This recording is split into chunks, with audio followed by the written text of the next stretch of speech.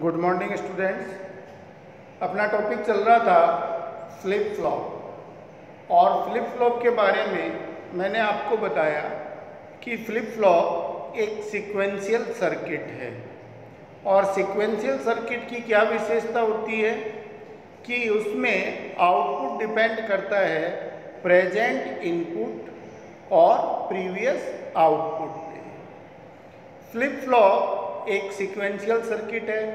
Flip flop एक memory cell है जो रजिस्टर डिजाइनिंग में या रजिस्टर को बनाने के लिए यूज किया जाता है। प्रत्येक फ्लिप फ्लॉप के दो आउटपुट होते हैं और दोनों आउटपुट एक दूसरे के कॉम्प्लीमेंट होते हैं, इसलिए फ्लिप फ्लॉप को मेमोरी सेल भी कहा जाता है क्योंकि प्रत्येक flip flop at a time 1 bit data store रखता है, इसलिए इसको मेमोरी सेल भी कहते हैं। अब flip flop, how many types of flip flop, flip flop कितने प्रकार के होते हैं? तो फ्लिप फ्लॉप 4 प्रकार के होते हैं। सबसे पहला है आरएस फ्लिप फ्लॉप,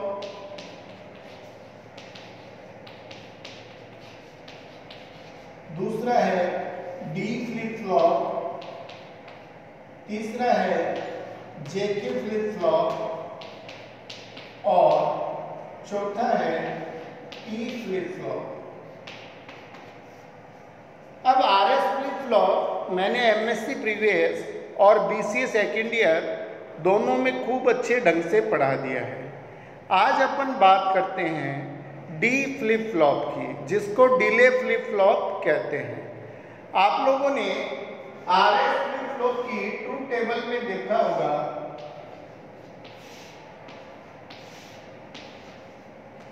ये आरएस फ्लिप फ्लॉप की ट्रूथ टेबल में बना रहा हूं। इसमें जो फ्लिप फ्लॉप का आउटपुट है Q, तो 0 में तो मैंने बताया था कि नो चेंज कंडीशन NC की जो प्रीवियस आउटपुट है वही रहता है। अगर R और S अपन दोनों ही 0 देते हैं तो flip flop no change condition में रहता है। जो पहले आउटपुट आया हुआ है सेम वही आउटपुट बना रहता है। सेकेंड कंडीशन है कि R = 0, S = 1, तो फ्लिप फ्लॉप 1 आता है रिजल्ट, और 1 का मतलब है कि फ्लिप फ्लॉप है वो सेट है। अगर फ्लिप फ्लॉप 1 है तो सेट है और 0 है तो रीसेट है। ये जो आरएस फ्लिप फ्लॉप है इसका नाम ही सेट रीसेट फ्लिप फ्लॉप है। एस का मतलब सेट, आर का मतलब रीसेट। अब थर्ड कंडीशन है कि R = 1, S = 0, तो फ्लिप फ्लॉप में आउटपुट Q है वो 0 आता है और इसका मतलब फ्लिप फ्लॉप रीसेट है। और लास्ट कंडीशन में मैंने आपको बताया कि जब दोनों 1 1 है तो यहां आती है RC, race condition, race condition. और रेस कंडीशन क्या होती है इसको मैंने आपको बताया था कि फ्लिप फ्लॉप के दोनों आउटपुट सेम आते हैं, या तो दोनों 0 आ रहे हैं या दोनों 1 आ रहे हैं। और फ्लिप फ्लॉप की डेफिनेशन में ये कहा गया है कि दोनों आउटपुट एक दूसरे के कॉम्प्लीमेंट होते हैं, कि अगर एक 1 है तो दूसरा 0 होगा और दूसरा, अगर पहला 0 है तो दूसरा 1 होगा। आउटपुट दोनों एक दूसरे के कॉम्प्लीमेंट होते हैं। लेकिन आरएस फ्लिप फ्लॉप में जब अपन दोनों 1 1 देते हैं तो आउटपुट दोनों सेम आते हैं और दोनों सेम आउटपुट आ नहीं सकते। इस केस में फ्लिप फ्लॉप कोई रिजल्ट नहीं देगा, ये ऑन ऑफ होता रहेगा और इस कंडीशन को अपन बोलते हैं रेस कंडीशन। ये जो आपका सेकंड फ्लिप फ्लॉप डी बना है ये इस रेस कंडीशन को हटाने के लिए ही बना है। इसकी बनावट बिल्कुल आरएस फ्लिप फ्लॉप की तरह है। तो आज अपन पढ़ते हैं डी फ्लिप फ्लॉप, और डी फ्लिप फ्लॉप में जो ये बनता है ये भी बनता है आरएस फ्लिप फ्लॉप से। तो आज का अपना टॉपिक है डी फ्लिप फ्लॉप। इसको डी का अर्थ है डिले, इसको डिले फ्लिप फ्लॉप भी कहते हैं। और इसकी बनावट होती है जो आपका आरएस फ्लिप फ्लॉप है,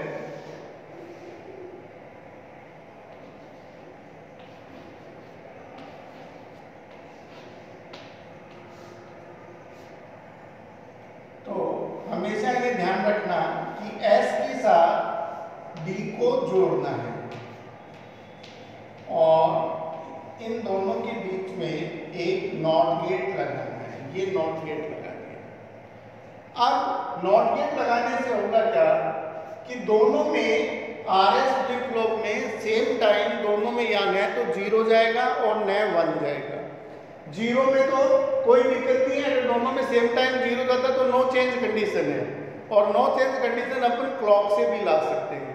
लेकिन ये 1-1 देने पे जो रेस कंडीशन आ रही थी वो डी फ्लिप फ्लॉप में हट चुकी है, क्योंकि डी फ्लिप फ्लॉप में जो आरएस फ्लिप फ्लॉप के दोनों इनपुट हैं ये दोनों हमेशा एक दूसरे के कॉम्प्लीमेंट ही जाएंगे, क्योंकि बीच में अपन ने क्या किया है, नॉट गेट लगाया है। तो डी फ्लिप फ्लॉप बनाने से ये जो आर और एस 1-1 जा रहे थे ये नहीं जाएंगे और ये रेस कंडीशन है ये नहीं आएंगे, और इसका पूरा नाम क्या है, डिले फ्लिप फ्लॉप। और इसमें किया क्या गया है, आरएस फ्लिप फ्लॉप में आर और एस के बीच में एक ही इनपुट दिया गया है डी, और इनपुट के बीच में एक नॉट गेट लगा दिया। ठीक है, अब बनाते हैं इसकी truth table, D flip flop की ट्रूथ टेबल बनाते हैं। ट्रूथ टेबल में अपने को दिखाई दे रहा है कि इसमें सिंगल इनपुट है और इनपुट है वो डी, इनपुट सिंगल है और आउटपुट क्यू।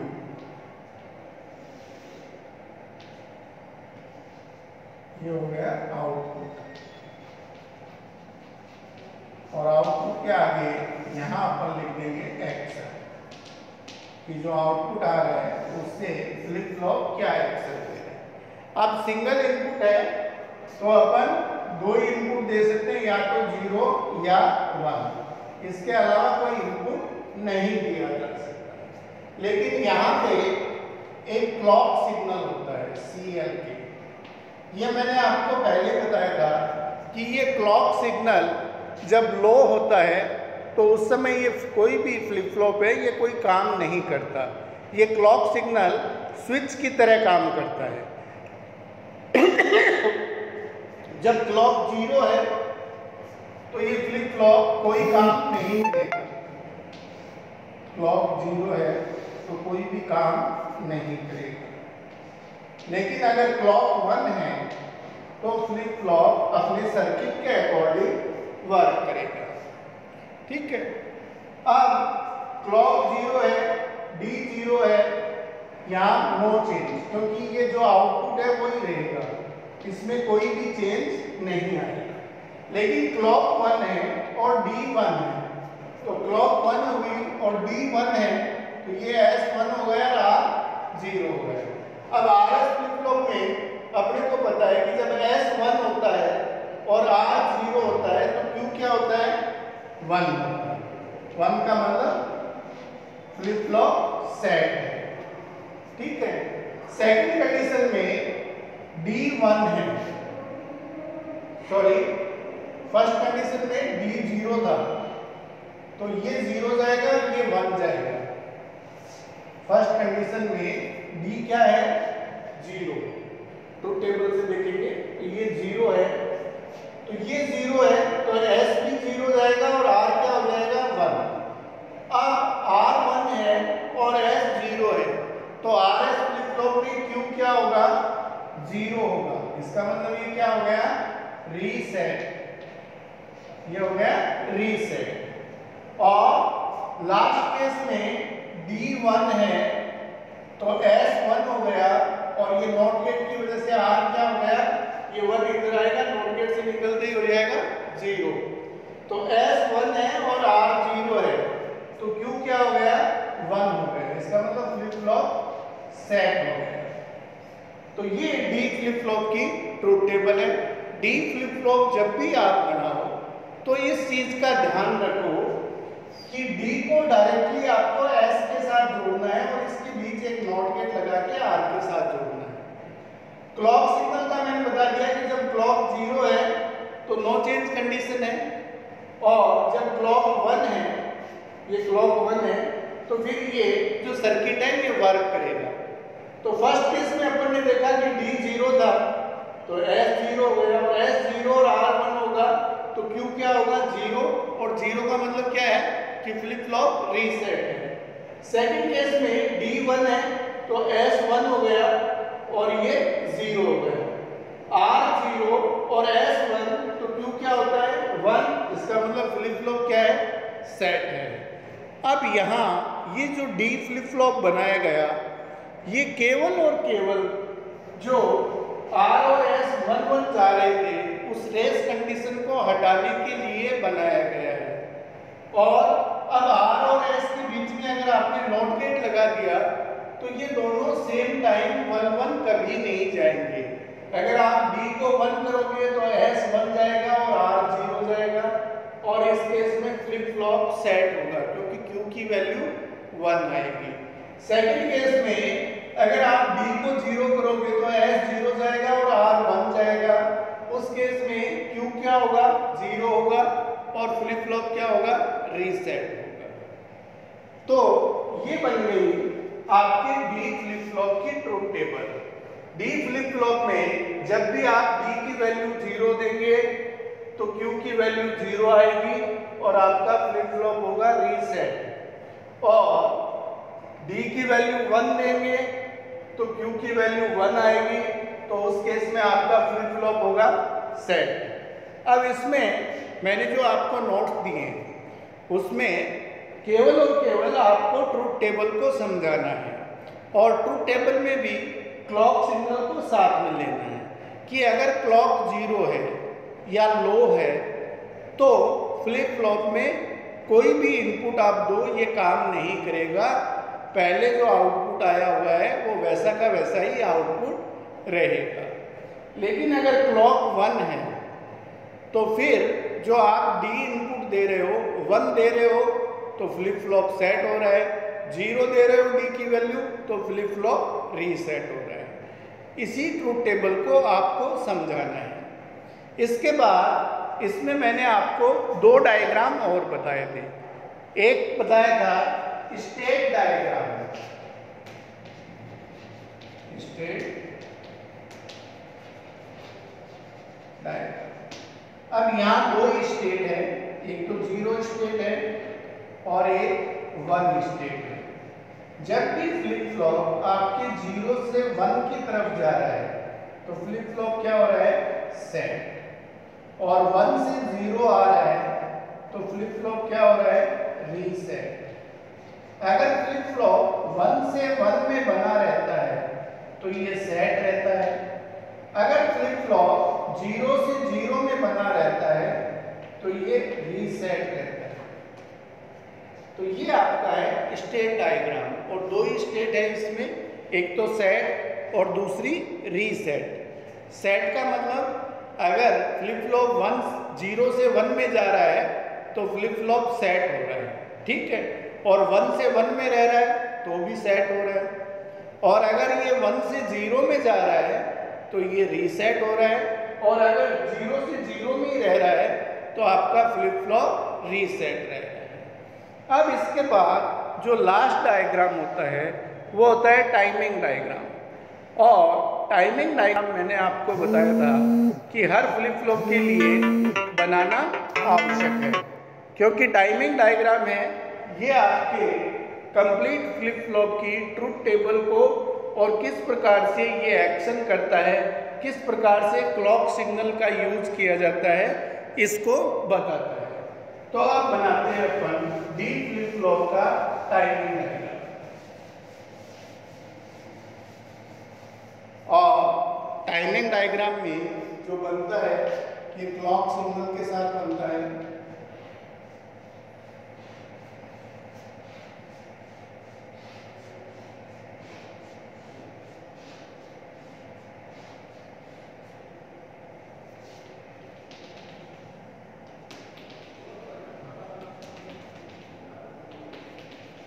टाइमिंग डायग्राम में आप जब इनपुट दो तो ये ध्यान रखना है कि एक तरफ है तो इनपुट तब बदलना है जब आपकी क्लॉक 0 से 1 की तरफ जा रही है, और एक तरफ इनपुट तब बदलना है जब क्लॉक 1 से 0 की तरफ आ रही है। देखो ये 0 पोजीशन होती है, ये 1, ये 1 से 0, ये 0 से 1, ये 1 से 0, ये 0 से 1, ये 1 से 0, ये 0 से 1, 0 1 0 1 0 1 और ये 0।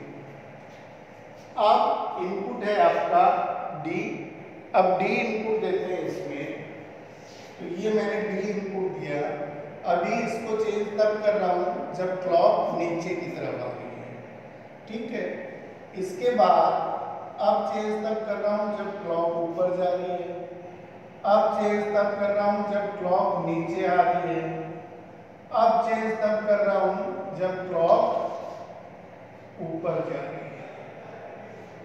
तो मैंने D का जो इनपुट दिया है, एक दफा चेंज कब किया है, यहाँ तक ये 1 आया, यहाँ आके मैंने 0 किया। कब किया है, जब ये क्लॉक नीचे आ रही है।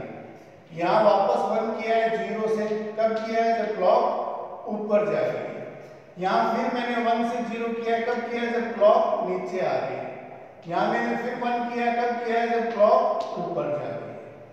देखो टाइमिंग डायग्राम में अपन क्लॉक सिग्नल के साथ ये बताना चाहते हैं कि आउटपुट हमेशा चेंज होता है इनपुट के साथ, लेकिन अगर इनपुट चेंज हो गया और क्लॉक की पोजीशन ऊपर की तरफ है, 0 से 1 की तरफ है, तो आपका आउटपुट चेंज होगा।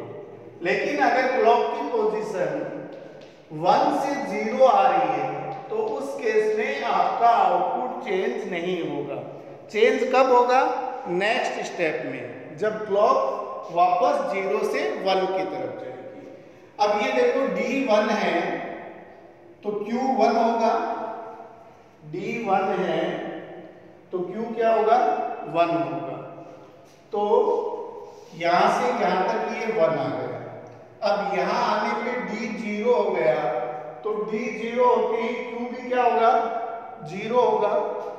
लेकिन यहां होगा या नहीं, ऊपर चेक करते हैं। ऊपर देखो क्लॉक की पोजीशन 1 से 0 आ रही है, तो यहां इनपुट चेंज हो गया है लेकिन आउटपुट चेंज नहीं होगा।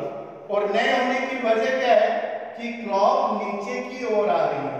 चेंज कब होगा, यहाँ, जब क्लॉक ऊपर की तरफ जाएगी, तो ये यहाँ आके 0 हो जाएगी। होना यहाँ चाहिए था, लेकिन यहाँ क्लॉक की पोजीशन ये है और इस पोजीशन में कोई चेंज नहीं होता। चेंज कब होता है, जब क्लॉक की पोजीशन ये हो। तो यहाँ ये नीचे की ओर है, इनपुट चेंज हो गया तो भी आउटपुट चेंज नहीं हो रहा है। आउटपुट चेंज कब होगा, जब क्लॉक 0 से 1 की तरफ जा रही हो, एरो साइन ऊपर की तरफ। तो यहाँ आके मैंने 0 कर दिया।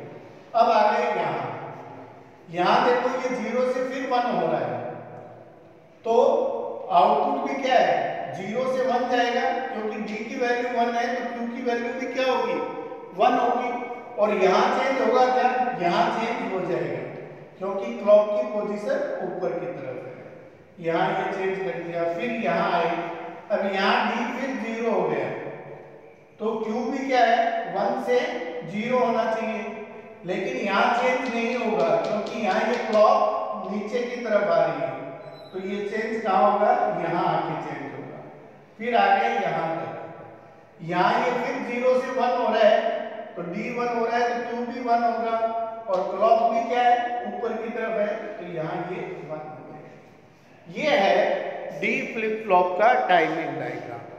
और ये टाइमिंग डायग्राम क्या शो कर रहा है कि आउटपुट चेंज हो रहा है इनपुट के अनुसार, लेकिन साथ ही साथ अगर क्लॉक 0 से 1 जा रही है तो उसमें चेंज नहीं होगा।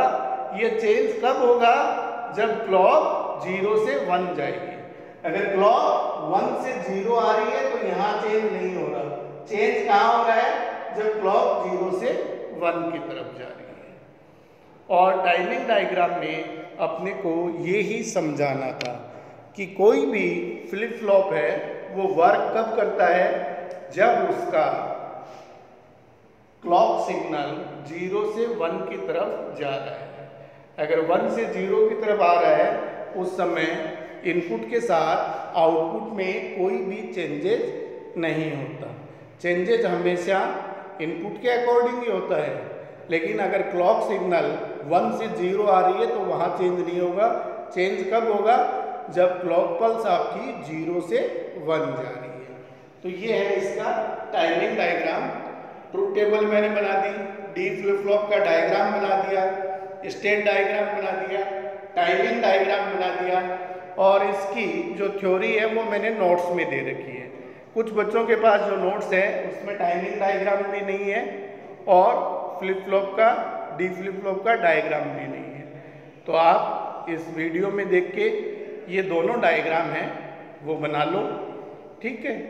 और बिल्कुल सिंपल सा है, डिले फ्लिप फ्लॉप इसका नाम है, डी फ्लिप फ्लॉप का, और इसको आरएस फ्लिप फ्लॉप के द्वारा ही बनाया जाता है। डी जो सिग्नल है उसको आपको डायरेक्टली एस के साथ जोड़ना है और एस और आर के बीच में आपको एक नॉट गेट है वो लगाना है। जब डी सिग्नल 1 होता है तो ये फ्लिप फ्लॉप सेट होता है, जब डी इनपुट 0 होता है तो ये फ्लिप फ्लॉप रीसेट होता है, ठीक है।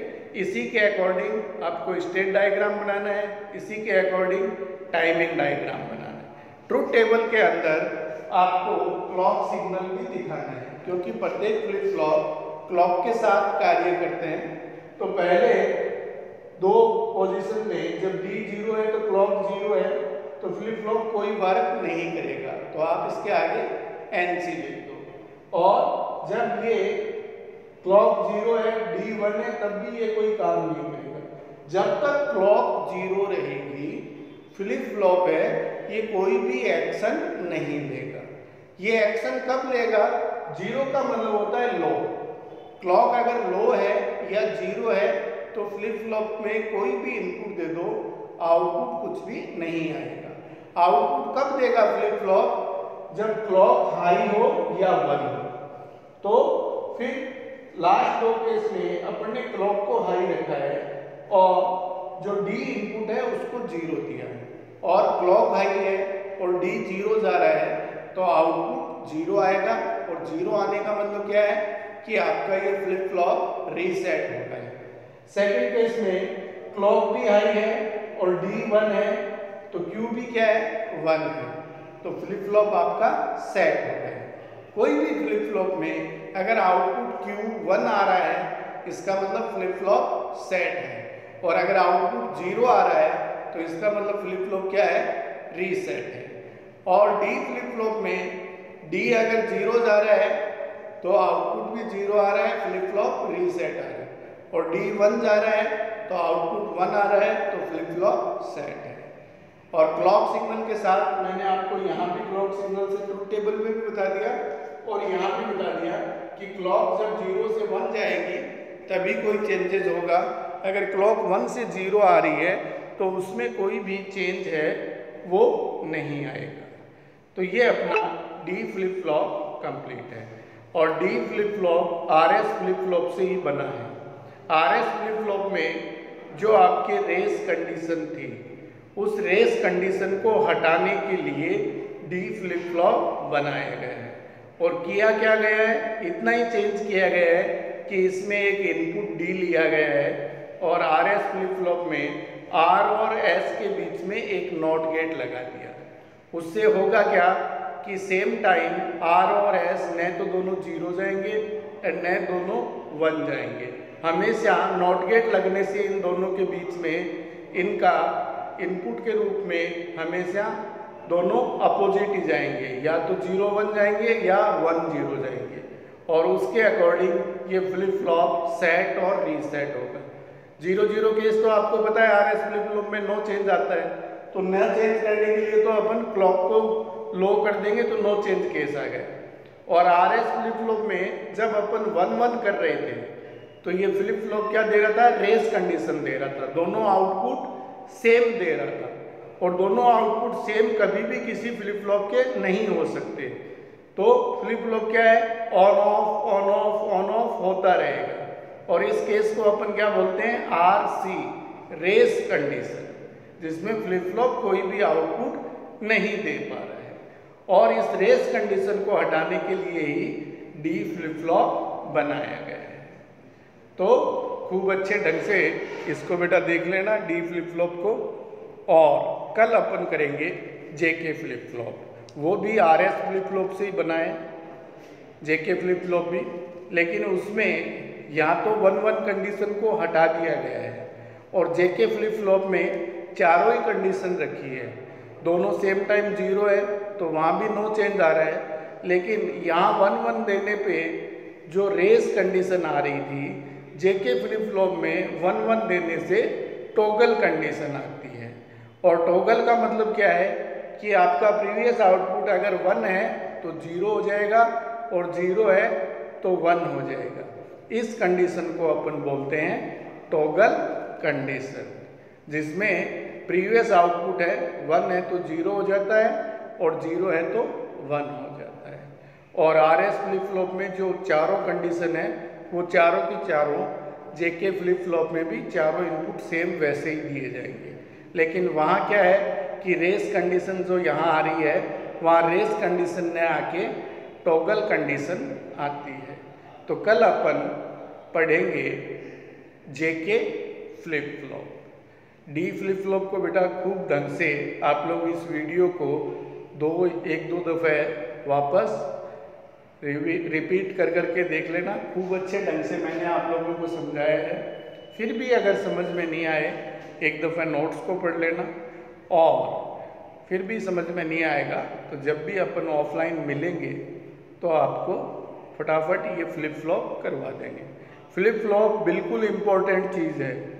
ऐसा कोई भी पेपर नहीं होगा जिसमें फ्लिप फ्लॉप नहीं आया हो। हर पेपर के अंदर फ्लिप फ्लॉप पे क्वेश्चन आते ही आते हैं। तो फ्लिप फ्लॉप को आपको छोड़ना नहीं है। जितने भी कंपटीशन एग्ज़ाम हैं वहाँ भी फ्लिप फ्लॉप पे क्वेश्चन बनते हैं और बिल्कुल आसान है बेटा। सारे चारों के चारों flip flop RS flip flop से ही बने हैं। और RS फ्लिप फ्लॉप मैंने आपको रन करके भी बताया है और खूब अच्छे ढंग से आपको मैंने समझाया है। तो RS फ्लिप फ्लॉप अगर समझ में आ गया तो बाकी सारे फ्लिप फ्लॉप इसी पे डिपेंडेंट है और इसी के द्वारा बनाए गए हैं। तो डी फ्लिप फ्लॉप आप खूब अच्छे ढंग से पढ़ लेना। अगर फिर भी कोई समस्या रहेगी तो आपको वापस बता देंगे। और आपके अगर कोई क्वेश्चन हो तो आप अपने ग्रुप पे वो क्वेश्चन डाल देना, उसके आंसर आपको दे दिए जाएंगे। Okay, have a nice day, thank you.